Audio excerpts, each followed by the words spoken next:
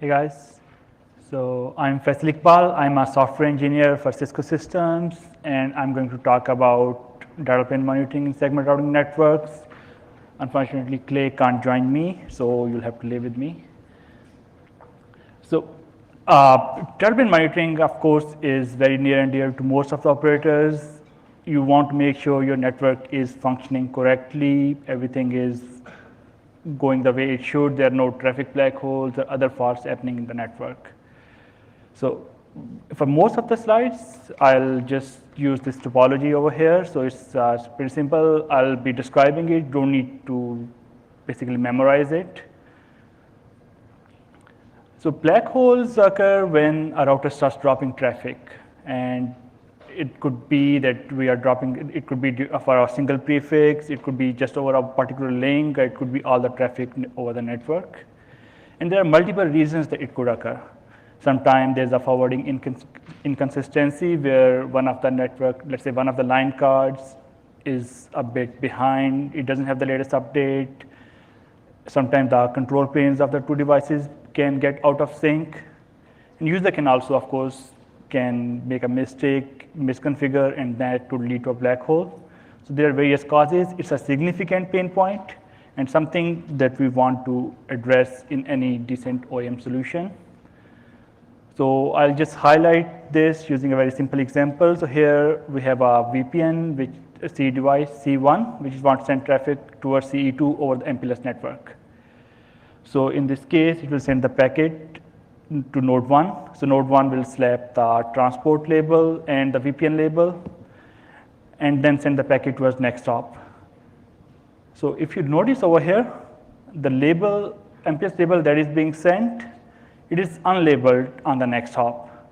So and this is not a very uncommon scenario in the network encounter. So in this case, it may just pop that label and just expose the VPN label prematurely and send it towards the next hop.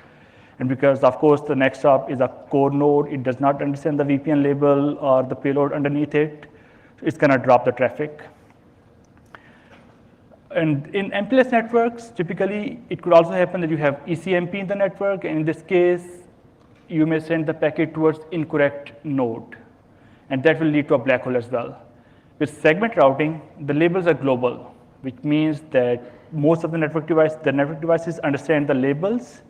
So even if the traffic is not sent to the correct node, it may still end up reaching the destination, but not through the expected path.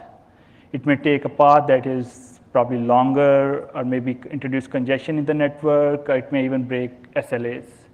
So this is what I'm using as path divergence. So again, I'm going to highlight it using an example over here. So here, let's say we have a policy where we want to send the traffic from node 1 to node 7 through node 5. So in this case, we can have an MPLS label stack where the first label, 16,005, is the label to reach node 5. And then the next one is labeled to reach node 7. So node 1 builds this packet, send it toward the next hop, 3. So 3 is a penultimate hop. So it's supposed to pop the label and then send the traffic towards 5. But let's say there was an issue in 3. So instead of popping the label and sending it towards node 5, it instead sent it towards node 6. And because the packets still have 16,007, node 6 will pop the label, it understands it, and send it towards 7. So now the packet did reach the destination, but it is not taking the path that we expected it to take. And that can lead to congestion and other issues I mentioned above. So currently, there are various fault detection mechanisms available for operators. Broadly, we can categorize them as proactive, which means they are constantly scanning the network and making sure everything is working the way it should.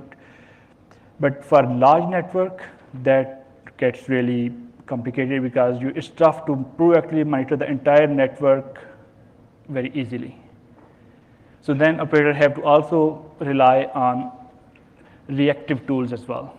So in reactive, you get alerted by a fault, and then you start use your arsenal of OEM tools to identify the fault and the point of failure so you can take a corrective action against it.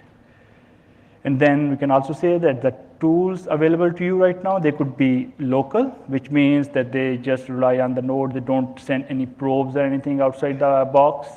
So for example, some routers and switches have a label or route consistency checkers, which make sure that label or routing database is in sync with fib. And, but on the other hand, we have LSP ping or BFD. And these tools validate the entire LSP. So if something is broken, BFD can monitor it proactively at a very fast rate, and LSP ping it's not meant to be constant, very fast rate, but it can detect more faults and various other use cases as well. But overall, we can say that in this case, these tools are incomplete because they only identify a subset of faults. For example, BFD, LSP ping, they cannot detect path divergence because packets still reach the destination. So it will report everything is okay. And then there are also scalability challenges with it because you have high number of ECMP and ECMP combinations. So it just gets into an ECMP explosion. It's nearly impossible to monitor every single path end to end. So we think that we need a tool that can complement the existing tool set that can, well, we're not going to go away from end-to-end monitoring or local tools, but we can come up with something that complements them to monitor more fast that can remain otherwise undetected. And for this purpose, we are introducing segment routing data plane monitoring. So SRDPM is an independent solution that allows a node to test its entire forwarding path end-to-end in the sense that ingress to egress on the same device, not end-to-end in the network sense. For any MPLS traffic that could be received from any upstream towards any downstream ECMP. So in this case, we are not testing just one path. We're not just testing local probe and sending it out. We try to model the customer traffic exactly. And we do this through a distributed and localized detection mechanism that is based on source routing paradigm. So in this case, it can monitor the entire network. It can monitor the network proactively, constantly going on in the background, detecting any faults. And it's localized because we don't go beyond one hop. Each node just checks itself and then its immediate neighbors. It doesn't try to go beyond that because then we'll run into the same issues that we have with end-to-end tools. Instead, we can distribute the detection mechanism, detection over work to different devices in the network.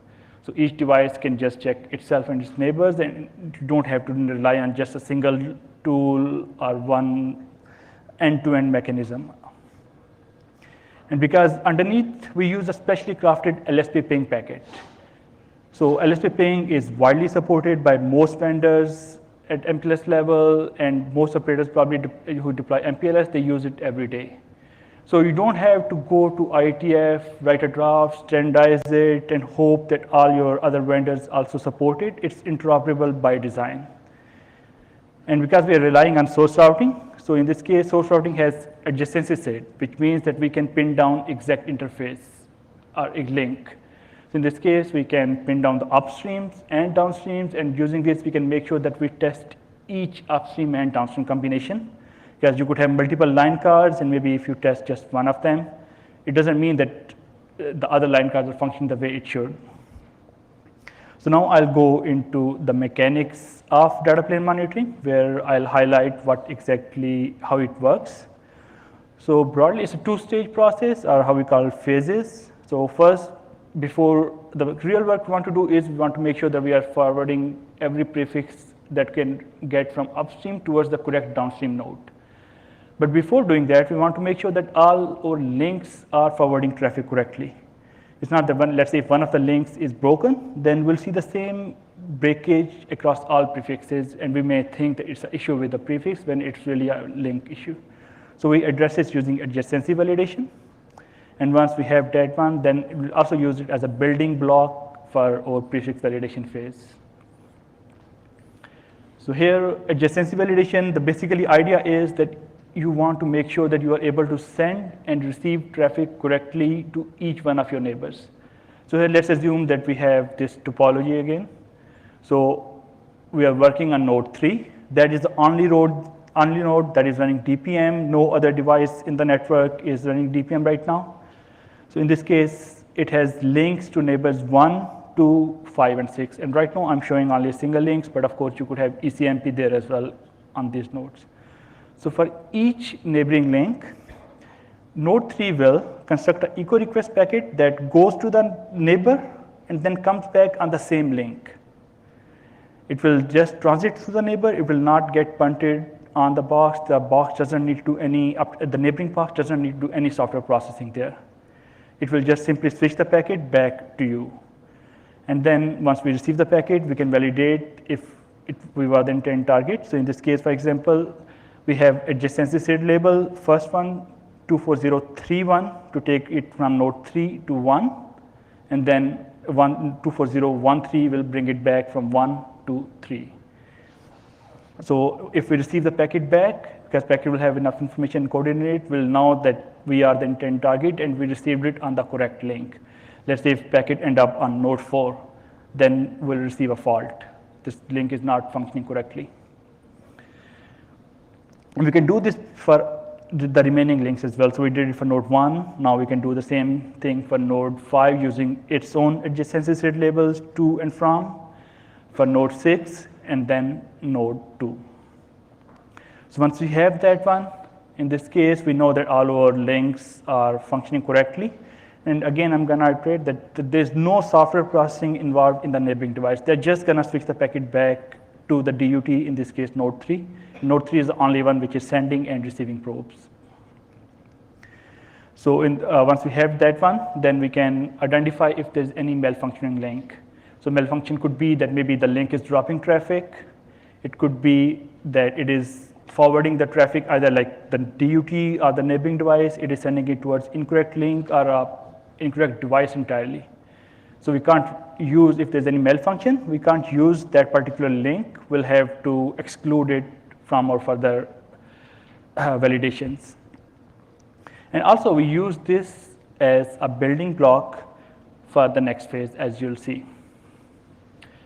So prefix validation is what we really are interested in. We want to make sure that we are able to send and receive traffic from any upstream towards any of our downstream neighbor for that prefix seed, and we want to do it for every prefix seed in the network. And we achieve it by looping the traffic, because we want to simulate customer traffic path. We don't want to just generate a probe locally from RP, send it out over line card, because then customer traffic doesn't take that path. Customer traffic comes on an ingress line card and then goes out via the egress line card. And we want to model that customer traffic path. So we do this by looping the traffic using the adjacency seed label we just discussed. And then using this looping, we can actually get the packet back on the device. And then we have a prefixed label. Once we receive the packet, the next label will be prefixed label, which will take it towards one of the downstream devices. So now for any, let's say like we have a DUT3, we can identify the upstream link and the downstream link for any prefix set. And if one of them is malfunctioning, we can exclude it. So in this case, for any prefix set, we'll go through this process. So here we have, for each upstream and downstream combination, the DUT, in this case, the device under test, node 3, it will build a packet, and plus echo request packet, because that's what we use for this one. That will go to our upstream neighbor, comes back to us, and then expires at an immediate downstream neighbor. And we can set the TTL to 3 to make sure. That way the packet doesn't go beyond one hop. We just go one hop up and then one hop down. And that way we are just limited in this one. We don't have to worry about the scalability challenges of end-to-end mechanisms. And then we have the prefixed label, because when the packet comes back at the DUT node 3, it will only have prefixed label. The adjacency labels would have been popped. So in a way, customer traffic as well will have the same label. So we are forwarding exactly like any customer traffic would. And because we could have multiple ECMP, here we have 2 ECMPs. So we want to make sure that we can test each one of them separately. So LSP ping has 127/8 destination addresses, and we can play around with the entropy to make sure that we can test each one of them correctly. And once we send it out to the correct downstream, we want to make sure that it reaches there. Let's say like if hardware and software are out of sync, we thought we were sending it towards node 5, but it ends up at node 6, we can't detect that scenario. So we include enough information in the echo request packet that we can do that. So we include the ID of the destination that we are trying to reach, and then the information about the label stack that should be expected at the next hop, the interface on which the next hop should receive the packet, and of course the next hop ID. So we send this packet out, it reaches the downstream device, and then downstream can make sure that it has a labeled path to reach the destination. Here our destination is 7. So node 5 can make sure that it has a path to reach the destination 7, and that path is labeled. And then it can also make sure that it was the intended destination. We didn't mean to send a packet to node 6 and it somehow ended up at node 5, and it was received on the correct link.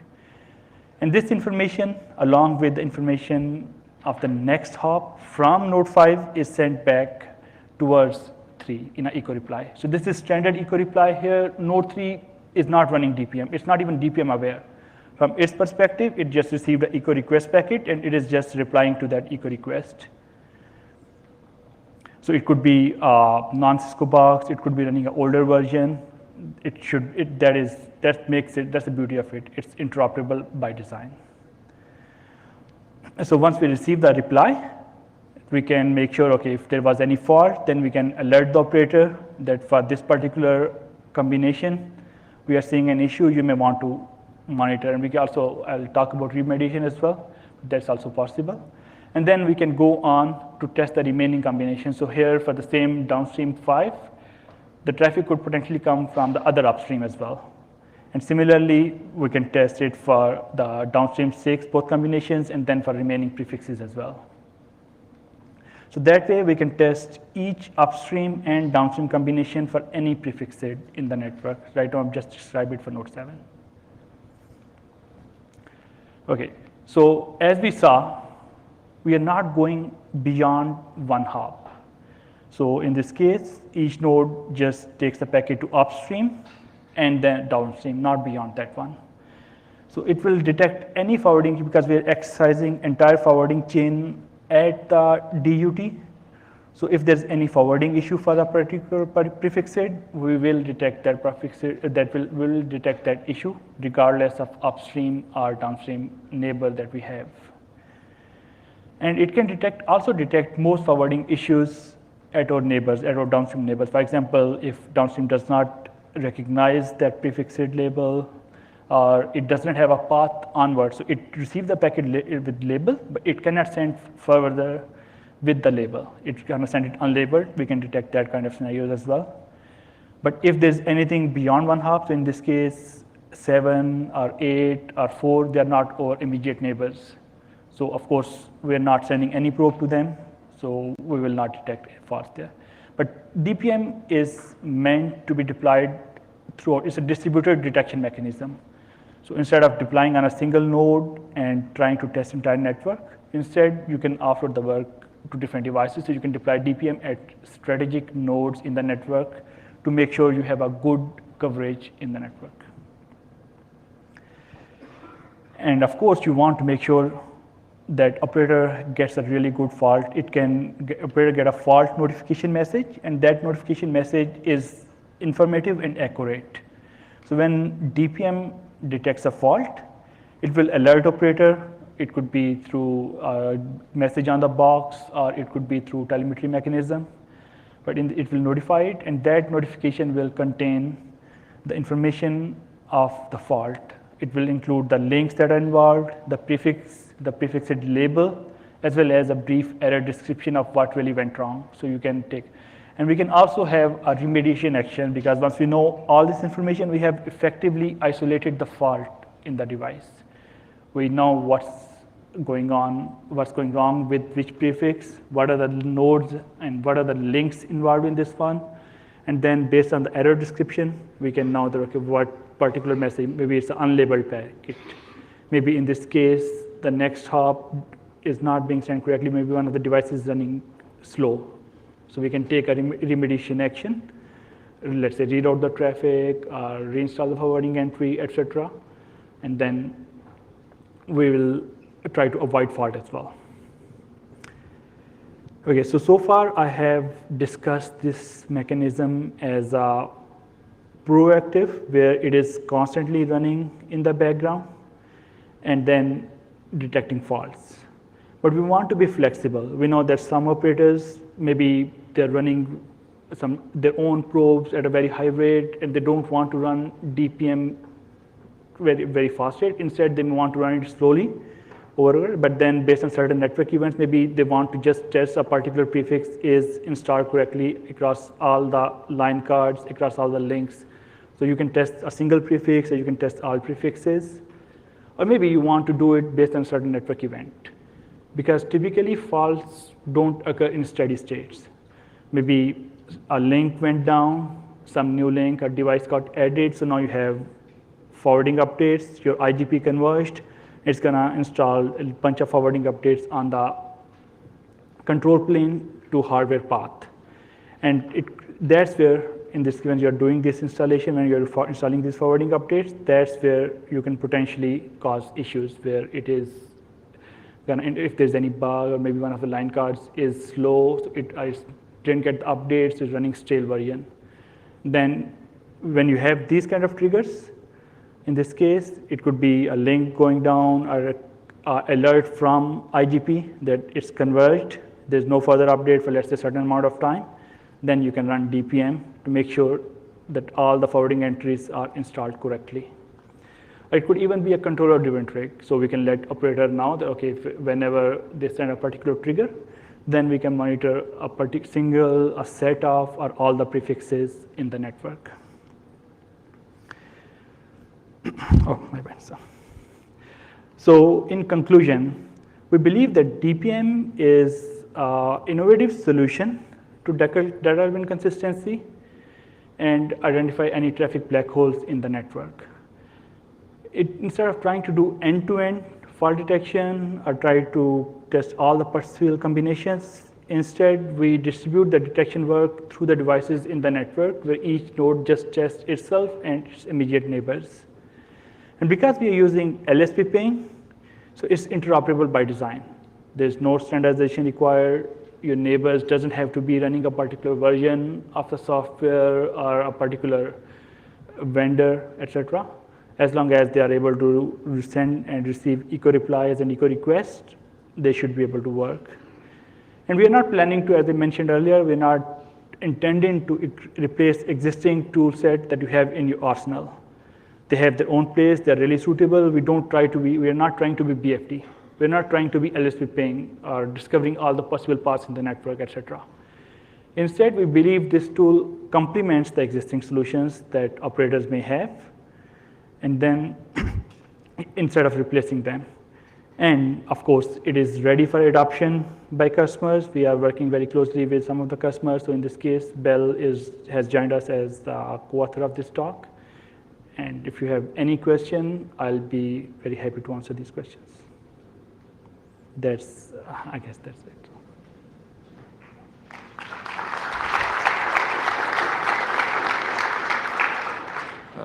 Andrei Kostin, Tixavi. Have you done any scalability testing for this solution? Yeah, of course. So scalability is very important. The thing is, you could have some networks maybe running few hundred or even less than 100. Other could be running thousands of prefixes. So yes, scalability is an important concern, and we have various tuning parameters, because in the end, we want the solution to be flexible. So in this case, you may want to have a solution where you can tune the detection interval, you can tune the packets per second that we are sending with. So using these tuning parameters, we plan to cover up to several thousand of prefixes. We can discuss separately, but I can give you the numbers on that one. And of course, for each one of them, we can have a high number of ECMP as well, upstream as well as downstream. Okay, thank you.